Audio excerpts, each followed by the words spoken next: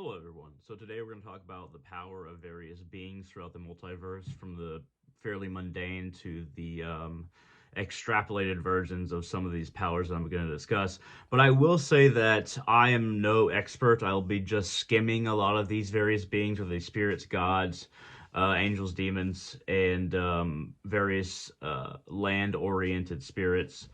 I'm just going to be skimming through these. I'm not going to be giving an in detailed depth of the powers in any of these beings. But also, I would like to say that I myself, I am one perspective. I've researched a lot, I've learned a lot, and I've realized a lot. But I will not say that I've realized absolute truth about all of the things that I think I've realized thus far. So take everything that I have with a grain of salt, and let's go ahead and get started. So let's go ahead and start with yogis. There are some very strange powers that certain yogis have.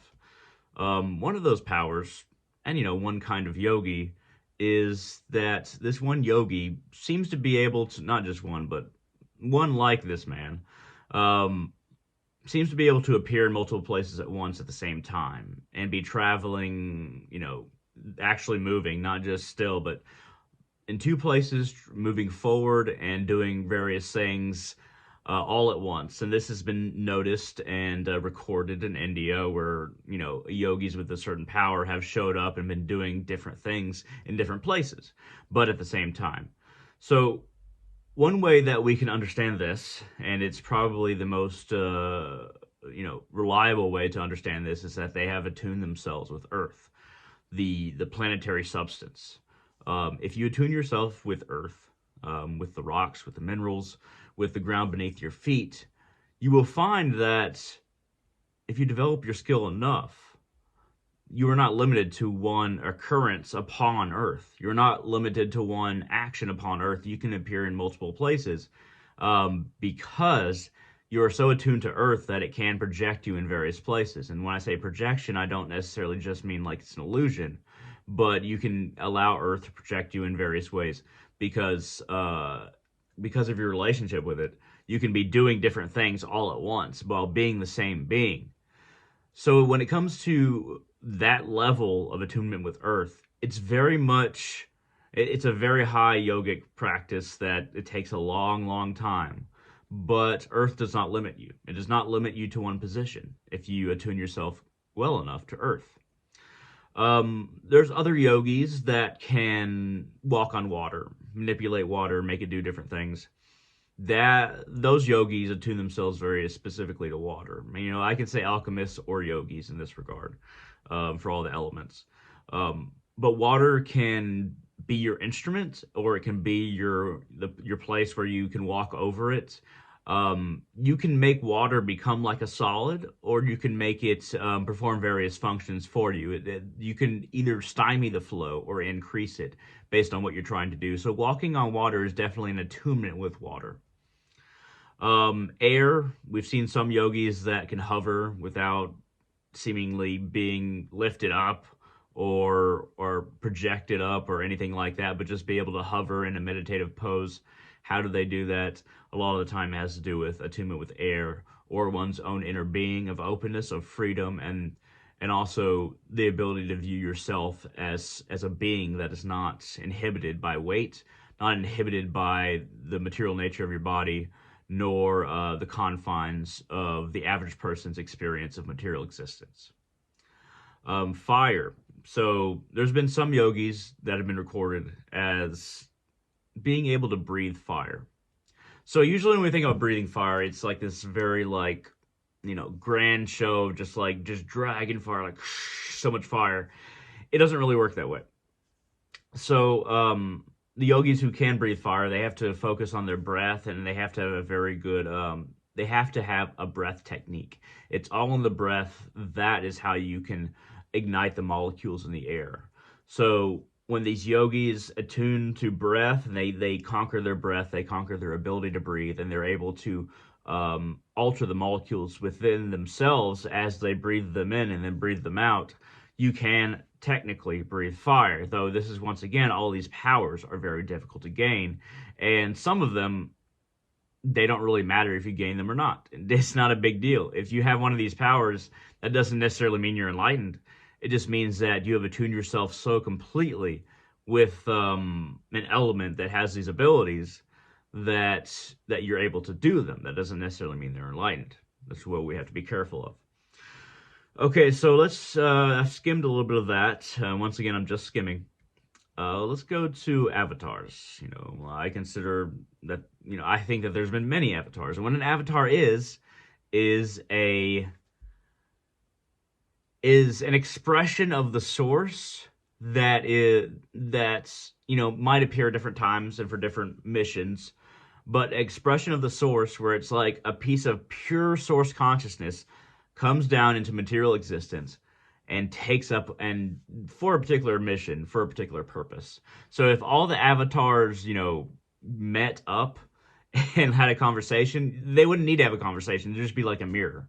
But avatars like Krishna, that in Hinduism, of course, Krishna is an avatar of Vishnu. Jesus Christ, who for me is an avatar of Shiva, though not all Hindus believe that. Many Hindus believe that Shiva does not have avatars. Shakyamuni Buddha, the historical Buddha that everybody thinks of as Buddha, is an avatar of Vishnu as well. And Narayana, avatar of Vishnu. There's a lot of avatars. Shiva avatars are less known than some of the Vishnu avatars. Brahma, the creator aspect of God, has no avatars. And there's some complicated reasons behind that, but we're not going to get into that. So an avatar, what can an avatar do? There's not really a limit as far as what an avatar could technically do. It's very easy for them to do anything because they have a piece of an infinity in themselves, and they can use that infinity in the world to whatever degree they desire to do so. Desire is kind of an inappropriate word. But I'll give you some examples. So the Maha avatar, the avatar that exists now and will exist till the end of the earth, it's called a Maha avatar, is Babaji. He's known by different names in other systems, but he is the avatar that has chosen to be here until every single soul has transcended, and then the earth spirit, the earth soul itself will transcend. He's a Maha avatar, so he has to stay on the sidelines a lot of the time. He has to operate very carefully. He can look like anything. And his devotees who have carried him, he doesn't weigh anything. And they're just like, oh, this guy's really easy to carry. But he can change forms at will. And his mission is to elevate the consciousness of mankind and souls that become man, and allow them to work through this earth in the best way possible, and then achieve ascendance into higher levels of existence, into the astral realm, then the causal, and then one with the source. Avatars do have different missions. So Jesus Christ had a particular mission. It was a very harsh time, in a very harsh place, with very harsh people around. So he needed to be definite in how he spoke to the people he spoke to. It's like, he had to be very literal, and not literal, but I will say very harsh, because if you're dealing with, depending on what you're saying to who you're saying it to, you're going to explain things in a different way. Would Krishna, Shakyamuni Buddha, and Jesus Christ, would they all say the same thing? Yes, but they would only say the same thing if they're at a particular place at a particular time.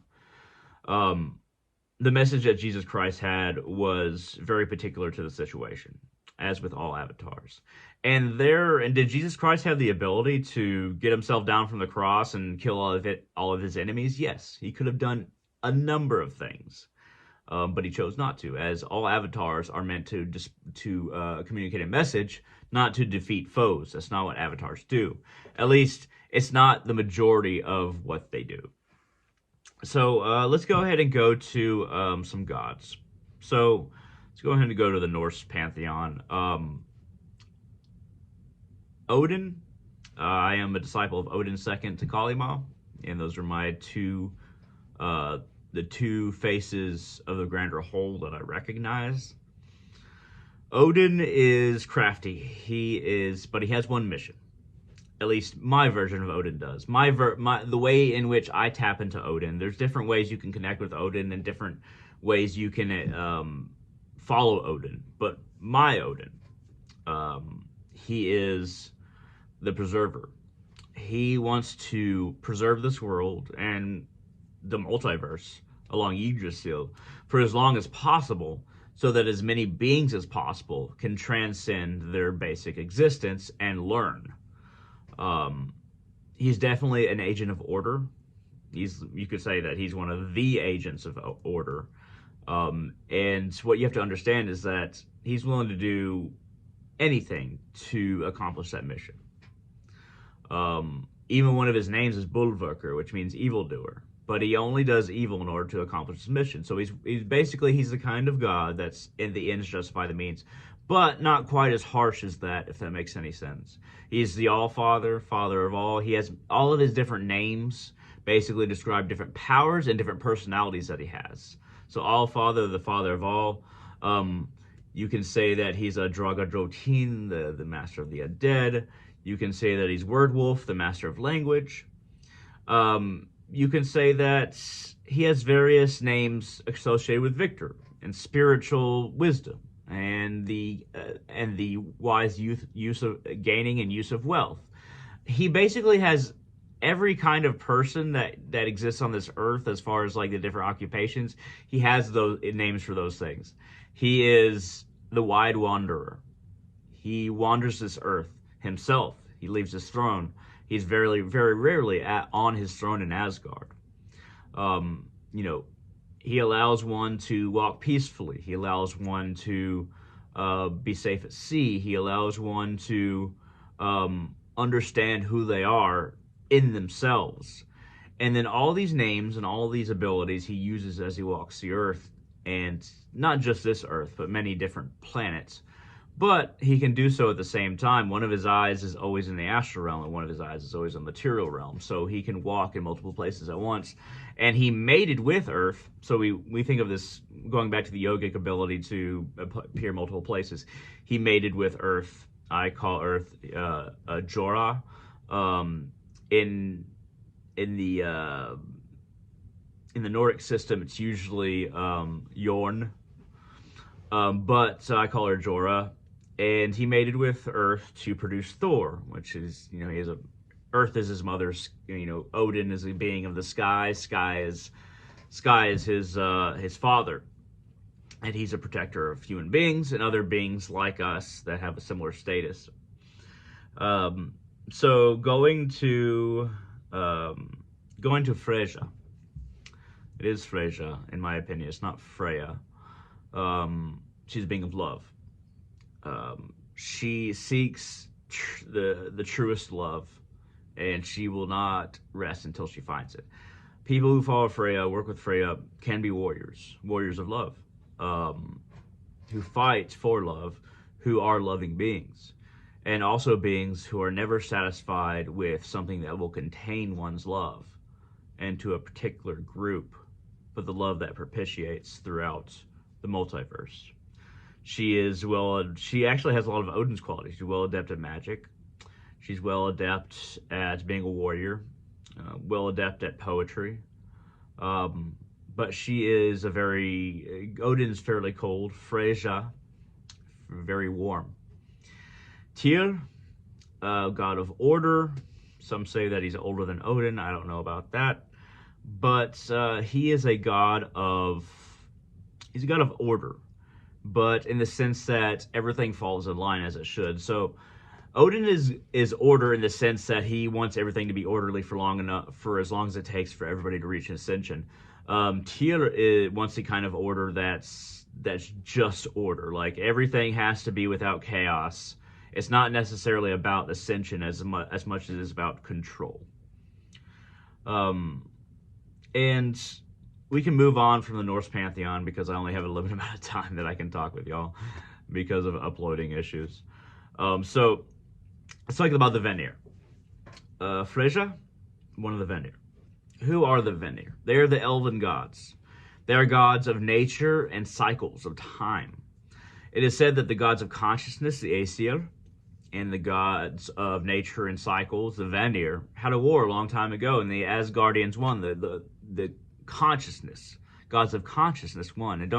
And all the Asgard, like Odin, Thor, Tyr, they're gods of consciousness, not necessarily base materials and time like the Vanir are. But the Asgardians won, the gods of consciousness won over the cycles and time and nature. So it's a little bit of a taming in a way. So Freya, as kind of a hostage, this is where it kind of like gets to human comparison, goes to Asgard. Freyr also goes. And Freyr, I don't really work with Freya. I work with Freyr though, and Freyr is very much a god of the harvest, fertility, and peace. People work with Freyr can be very fertile.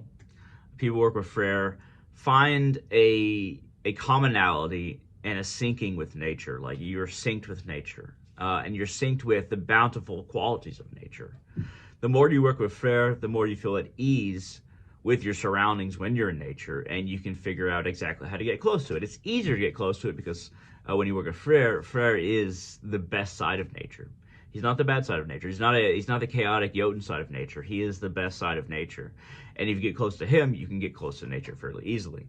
So I haven't really been talking about powers as much as you might think. And really, it's more about describing what gods are, and then you kind of branch out into, what their powers are. So Freyr, for instance, if you understand Freyr and you work magic in the forest, it's he allows you to reap the benefits of that magic very easily. Another power he has is to give you a bountiful harvest if you're a farmer, and he allows your property and your home to be very peaceful. That's something that he can do for you as a power.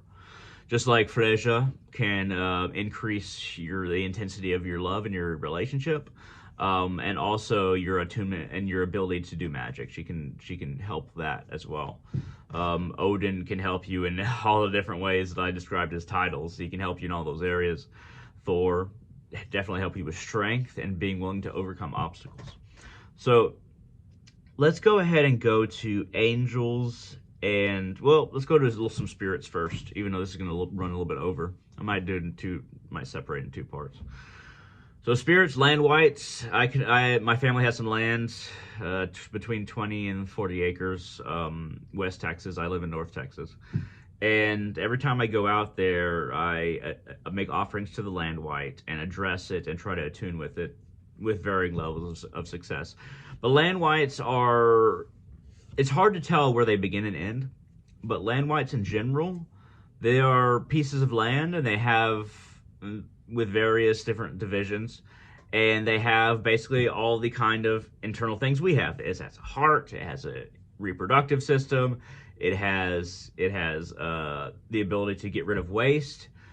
Every piece of land has all of the qualities within ourselves, and then that a human does. So the heart of a land will be the most peaceful, tranquil, but also bright and shiny and happy. A lot of flowers. If you can find that part, it's very easy to connect with land whites. And they're very sedated and also like very big, so they don't really operate with our sense of time. That's why you have to keep on trying to connect with land whites again and again and again. Goblins. Very associated with humans in the sense that they're able to do very minor things like protect the general area where where your ritual space is and where your home is. They help with like little things about keeping little pesky like spirits out. Their abilities are limited, but I make offerings to the goblins that I have, and they just kind of like keep everything in order on the very basic level. Okay, so we're reaching the point where we're gonna talk about angels and demons. So I'm gonna address this from a shamanic point of view. I'm not gonna, as far as demons go, I'm not gonna really give a complete Christian understanding, even though these things are so bound up in modern society with the angels and demons and Christianity. It's all bound up in one weird thing. Angels I can describe very briefly before we get into the complexity of demons. Angels, they are very much interested in keeping us on the track to the best parts of our nature. Well, best. Ones that are very concerned with being a part of a grander group of advancing that group and sticking to our higher virtues and not the id, not the desire, not the momentary satisfaction, but the vaster virtues and the vaster peace. Angels, what they really want is peace between things. They don't like chaos in any form, and they are very, when it comes to their role, it's very basic. Establish order, maintain peace, and keep everyone at harmony with each other. Very basic nature, but these are important natures, ones that I agree with. A lot of people will be like, some of my even people viewing this that I know you're viewing this, could be like, that's not, angels are just like pawns of Yahweh, and Michael is he just has brutes force demons to do various things, like in the Greater and Lesser Keys of Solomon, or the Testament of Solomon as well.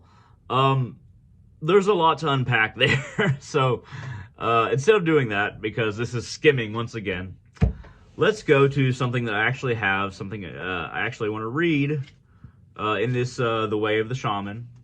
And it is by, okay, I'm not going to read it backwards, but it is by Michael Harner. He had various shamanic experiences, and we're going to unpack it after I read it. So, he's talking about, so this is in the midst of a vision that he had. He went to a South American native tribe, and he consumed these things to have a vision. And he was very, very brave, in my opinion, because this is and then he wrote about his experiences, so that's what I'm reading from. This is an actual guy, it's not just a story. So, we're on page 5, actually, just page 5. That's, besides the prologue. So we're going to jump right into the vision. So you don't have a lot of context, I understand. But we can't just, there's only a certain amount we can read right now. So, then they projected a visual scene in front of me. First they showed me the planet Earth as it was aeons ago, before there was any life on it. I saw an ocean, barren land, and a bright blue sky. Then black specks dropped from the sky by the hundreds and landed in front of me on barren landscape. I could see that the specks were actually large, shiny black creatures with stubby, pterodactyl-like wings and huge whale-like bodies. Their heads were not visible to me. They flopped down, utterly exhausted from their trip, resting for aeons.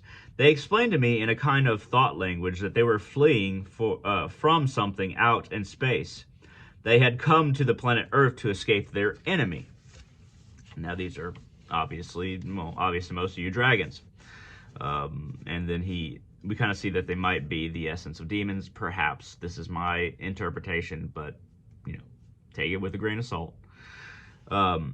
Next paragraph. The creatures then showed me how they had created life on the planet in order to hide within the multitudinous forms and thus disguise their presence. Before me, the magnificence of plant and animal creation and speciation, hundreds of millions of years of activity took place on a scale and with a vividness impossible to describe. I learned that the dragon-like creatures were thus inside all forms of life, including man. They were the true masters of humanity and the entire planet. They told me we humans were but the receptacles and servants of these creatures. For this reason, they could speak to me from within myself. And now we go to a later paragraph that I thought was interesting. And he goes to this shaman's hut afterwards, after he's given the antidote, after he almost dies. Because he really thought he was going to die. So I went to his hut, taking my notebook with me, and I described my vision to him segment by segment. At first I told him only the highlights, thus, when I came to the dragon-like creatures, I skipped their arrival from space and only said there were these giant black animals, something like great bats, longer than the length of this house, who said that they were the true masters of the world. There is no word for dragon in Kanibo, so giant bat was the closest I could come to describe what I had seen. He stared up toward me with his sightless eyes, apparently is blind, sightless eyes, and said with a grin, "Oh, they're always saying that, but they are only the masters of outer darkness." He waved his hand casually toward the sky. I felt a chill along the lower part of my spine, for I had not yet told him that I had seen them in my trance coming from outer space. So there's a number of things you can draw from that. You could say, demons are the fallen. They were defeated, and they would like to be masters of all life on this planet, but masters in the sense that if we follow them, we will gain their trust, even a certain level of their powers. But in essence, these beings are adversarial. They are caught up and entirely dependent in their philosophy on the defeat that they experienced. And it's easy to take up that flag in society itself and in the world because there's a lot of things we disagree with, a lot of things we don't like. But if you are tied up in pure adversarial nature, then who are you? What are you in and of yourself? What are you beyond being the adversary? These dragon-like beings, despite being so focused on power and owning everything, were defeated and owned very little. They had to hide, and they did hide within ourselves. So as far as good and evil, it's not a conversation I care to get into, to be honest. I never really have. But I will say that these dragon-like beings, who I think that are also demons, they're very prideful in their place over us, human beings. You might say, okay, angels are prideful too.